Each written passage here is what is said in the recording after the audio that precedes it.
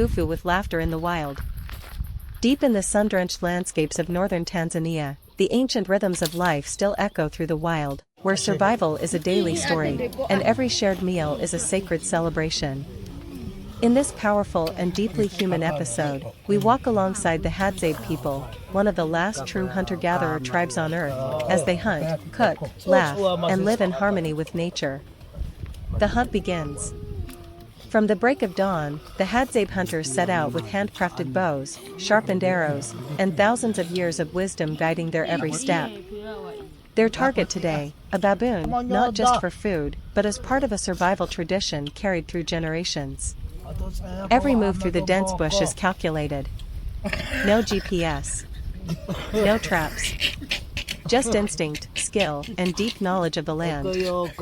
When the baboon is finally caught, it's not just a success, it's a moment of pride, shared victory, and sustenance for the whole community. The cooking fire. Back at the camp, the mood shifts.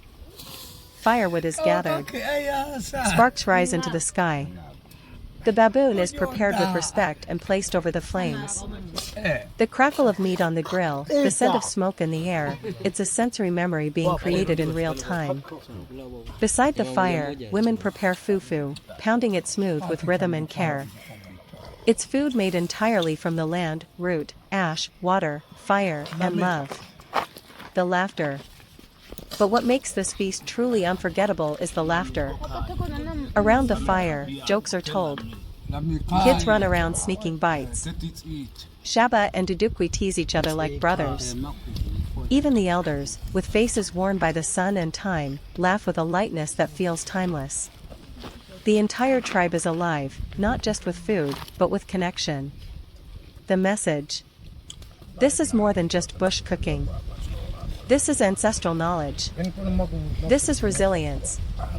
This is joy without electricity, wealth, or screens, joy born from being together, working together, and living simply. As you watch, you'll find yourself smiling, maybe even tearing up, as the Hadzabe tribe reminds us what it means to be truly human, to share, to laugh, to eat, to live with the land, not above it. Don't miss the final scene, when the youngest members of the tribe take their first bites, and the elders nod in approval. It's a generational moment of unity, one plate, one flame, one family. Step into the heart of the African wilderness and experience one of the most authentic and powerful moments of human connection, survival, and joy. In this extraordinary episode, we journey alongside the Hadzabe tribe, one of the last remaining hunter-gatherer societies on Earth, as they skillfully hunt a wild baboon, prepare it using ancient methods, and gather for a spirited feast under the open sky. This is not just about food. This is about tradition. About resilience.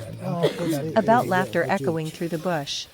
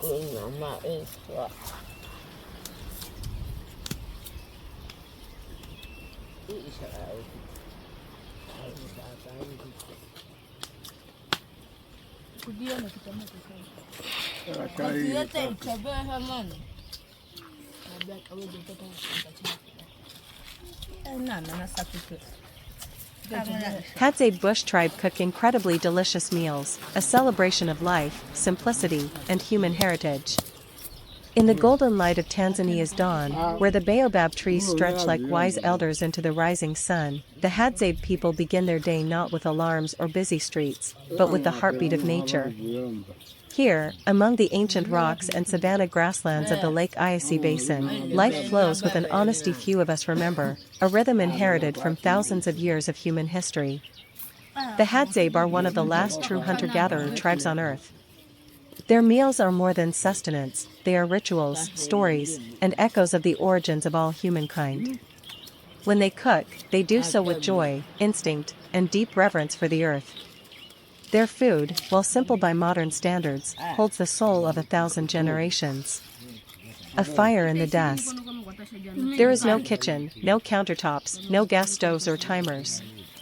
Just a circle of stones, some wood from nearby trees, and fire coaxed to life with a few dry twigs and the friction of hands. As smoke curls into the sky, laughter rises with it, children chase each other around the fire while the elders prepare the morning meal. This is no fast food moment. Time slows as sweet potatoes are roasted in ash, wild tubers are unearthed from dry soil, and fresh honey, gleaned from daring climbs into baobab hives, is drizzled over foraged fruit. The Hadzabe's knowledge of the land is encyclopedic, passed down orally with precision and pride. Every root, leaf, and berry has its place, its season, and its purpose. The hunt and the harvest. In the Hadzabe world, every meal starts with gratitude. The men set off into the bush with handmade bows strung from animal sinew, their arrows tipped with poison derived from desert rose sap. They move like shadows, tracking the movements of dik-dik, guinea fowl, or baboons with a stillness that speaks of ancient communion with nature.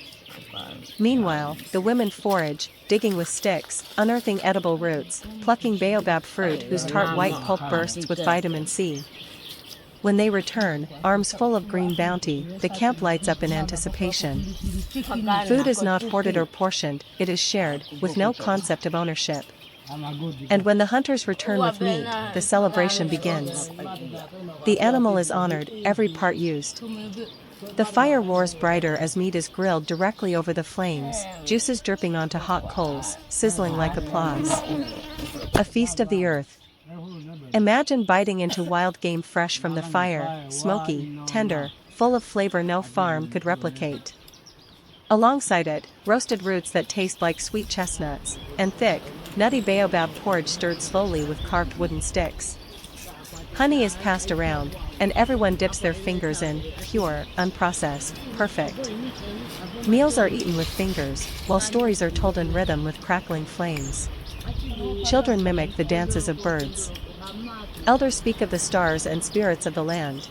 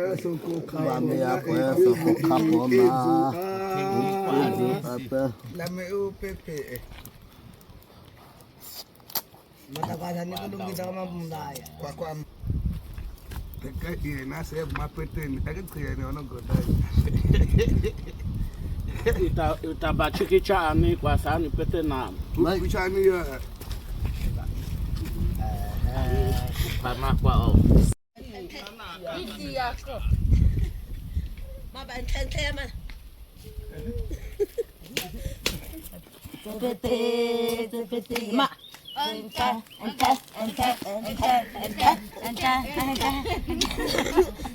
hyperrealistic depiction of a human-like figure from 3.5 million years ago, specifically an Australopithecus, would emphasize its primitive, yet complex features, rooted in a time long before modern humans walked the earth. This Australopithecus, an early hominin species that lived in Africa during the Pliocene epoch, would offer an intriguing combination of human and ape-like characteristics, reflecting a crucial point in human evolution. Physical appearance.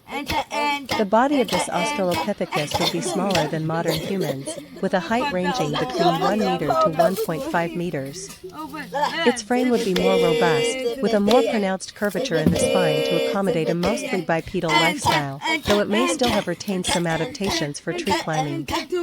The figure would be covered in coarse, dark hair, with small patches of lighter skin possibly visible around the face, the palms, and the soles of the feet.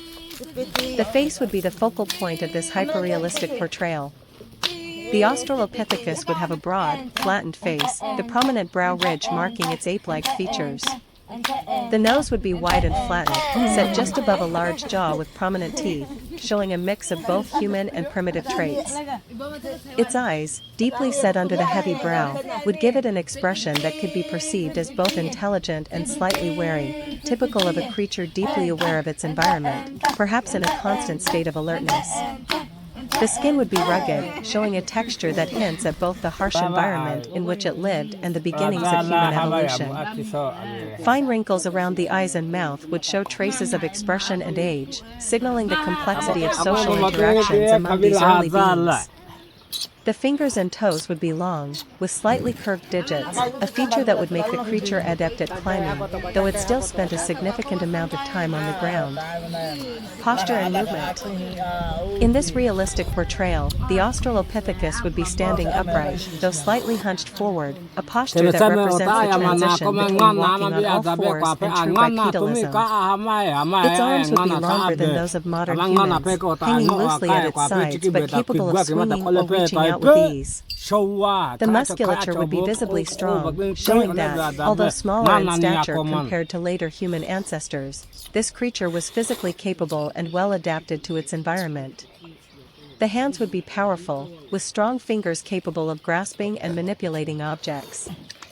Despite being an early hominin, the Australopithecus would demonstrate the fine motor control required for basic tool use, perhaps fashioning rudimentary tools or even using natural objects for protection or hunting. The feet, with their slightly opposable big toes, would show both the adaptability to bipedalism and remnants of tree climbing ability. Habitat and environment.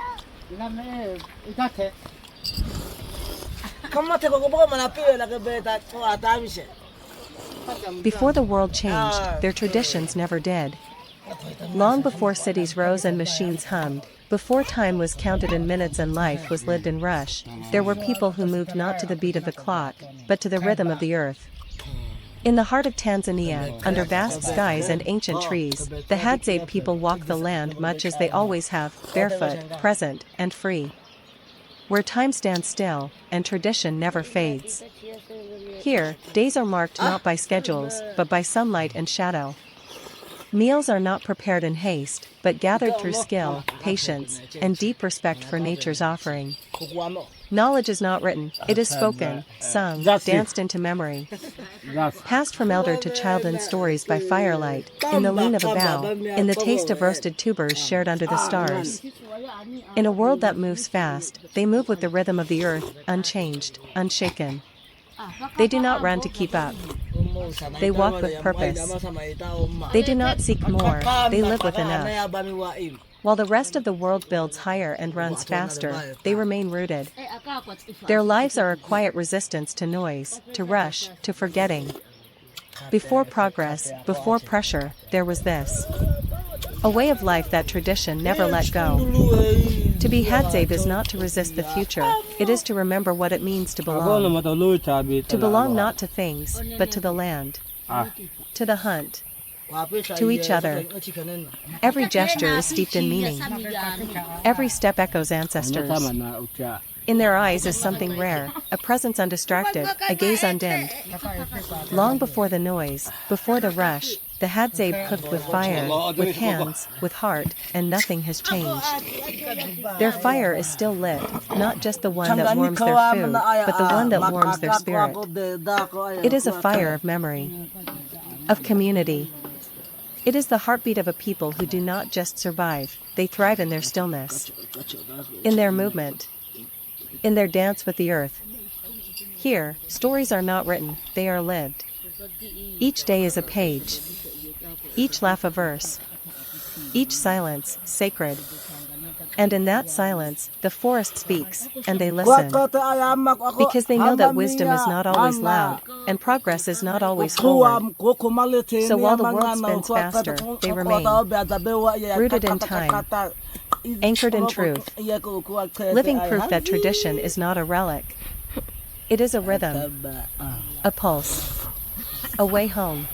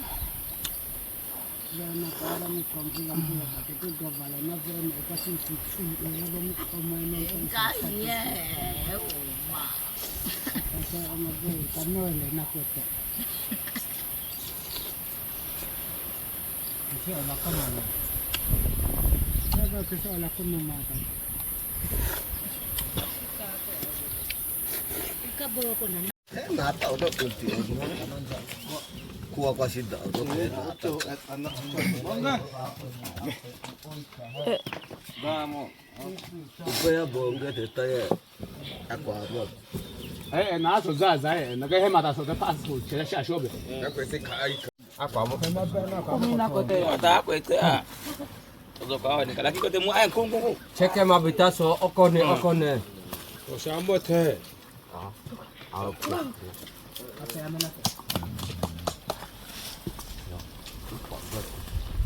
One ya sasa atakwete.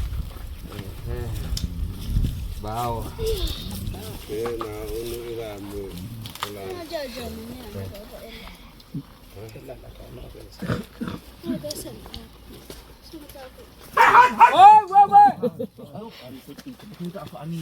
Mzungu ama kwa uika. Lamiso ngaluma.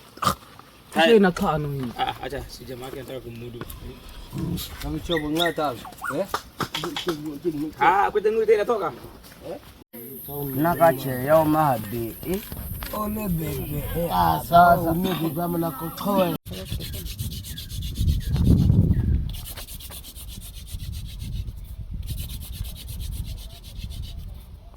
Io nasco si bonne